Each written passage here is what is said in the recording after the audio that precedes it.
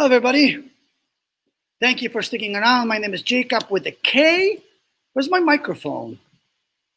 There you go. Is this thing on? Hello. Hello, little puppy. There you go. Oh, that looks strange. Anyway, thank you guys for sticking around. My name is Jacob with a K. I would like to welcome everybody who can still survive and be here with me. The phones are still ringing. Please donate money. If you can, if you cannot donate money, please just watch us, enjoy us, like us. I mean, I don't need that much love because I'm already happy inside. Anyway, my next guests are my quasi friends. I met them in Wisconsin. They were my first friends when I moved to Wisconsin. Holcomb, Victoria and Peter are here. They are in the green room. They're probably listening what I'm talking about. We're going to talk about a little bit about art, because art is a light in the tunnel. And let's keep the lights on, everybody. Can we keep the lights on, everybody? Victoria and Peter, do you think that we should keep the lights on or not? I think so. Jesus Christ. Thank you guys for staying. Hello. How are you? Doing great. Wondering if anyone from my Catholic schools is watching today. Is it too late for them or is it too much? Why? Not for the staff, not for the parents. Oh. I let them all know I was being interviewed today. It's not an interview. It's a casual. It almost sounds like Jack Nicholson. Look at this. Can we just get along? How you guys doing, by the way? We're great. How are you, Jacob? I've heard good stories about you guys. You guys are popping. Are you as famous now? You're almost famous. There is no such thing as fame or fortune. Okay. You know what? I always want to be famous, though. I always want to be like discovered and somebody notice me in the crowd. That's called chasing the carrot. White rabbit. Yeah. So you don't believe in that? I mean, a recognition for artists is very important. I suppose it is, but if you do what you do and people like it, good. And if they don't like it, good. And that way you have no, it's a very Taoist philosophy. What is the difference between success and failure? Well, the difference is, whether you're ascending the ladder or descending the ladder, your feet are not on the ground. So it's better to keep your feet planted firmly on the ground. That way, you know where you're standing. Your voice is really on the ground. Is it really? Yeah, it really resonates with me. Oh, okay. Great. Yeah, I can feel your voice in my belly. That's a very Taoist philosophy, but that's the one I try to adhere to with my music and my profession as a musician or artist or whatever you want to call me. What I've learned is that if you're creating art to be recognized, it could be music, it can be visual art, it can be any kind of art. There's going to be just as much of both sides of the coin, people loving it or people hating it. So you're never going to be fully satisfied if you're doing it for other people. You have to create art to create art. For yourself. And just because that's what needs to be done, music has to be made for music. So you're okay to be like, I always talk about Vincent van Gogh, who sold one painting to his brother. Good example. I know, but like, do you really want to be a Van Gogh? Well, no one wants to be a Van Gogh, and hopefully you won't be. But look at Van Gogh now. Right, I know, but like, does he know? Van Gogh from the sky. Well, he's out there in the universe to where he was before he was born. So maybe he knows, maybe he doesn't know. It's interesting. I mean, one of the reasons I make recordings is because I like to go find old blues recordings from the Prohibition era in America from New York City, and I find these people who are long dead, and I hear their stuff. I go, wow, these guys were great. So one of the reasons I make recordings is so when I'm gone, I've left something behind, and maybe somebody will find it, and maybe they won't. So it's a way of living longer than your whatever years you're given. That's been my approach too. Yeah, I mean, well, when you get older, one day that would be you guys. Well, One day it'll be me. that would One be. day to be her, I'm already old. You are. Well, so I think because of, if you think about art as an extension of you, and so as a comedian or people who use their voice, that's my extension. So if your instrument, if a flute is an extension of your body, maybe that's why, because flute is so calming. Is that because like the flute is like singing music to you back? The flute can be calming. It can breed. I've heard some really exciting flutes. Yeah, music can breed calmness. It can breed anxiety and fear, depending on what you're playing and how you play it. So yeah, you just want to. I play the moment I'm allowed. That's how I look at it. Say that again. You're playing it when you're allowed? What? I am playing the moment that I am allowed to play, meaning I'm playing living music. It's actually a living entity. What I play, I don't think it out. I just start playing and it happens. So I'm like an antenna, like if you have a radio and you have an antenna on it, the music is already there in the air. And sometimes you can channel it and it comes through you. And is it really your music? No, but it's music and it's coming through you. So yes, it is your music. And that's a good philosophy. So that makes the music living and alive. And if you're improvising, it can never be played the same way again. Okay, that's what I was thinking, because I'm so delayed. You notice that? I'm delayed. Not mentally. That was so weird. Look, I'm waving, but I'm not even there. Do you guys see me waving? No, not kind of. Now you are. Now you are, yeah.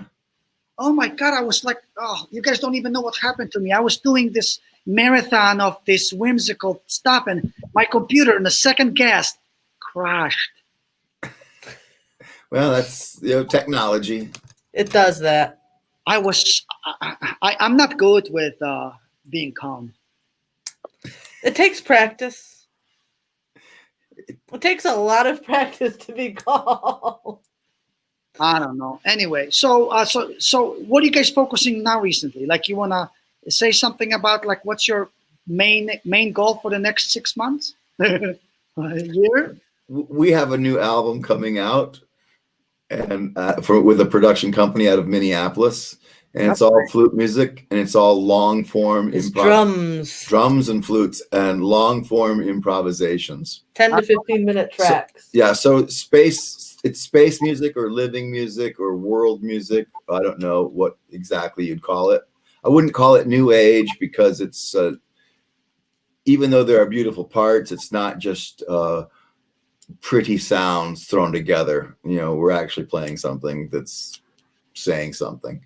But it was all improvised in the middle of the night in a recording studio in downtown Minneapolis.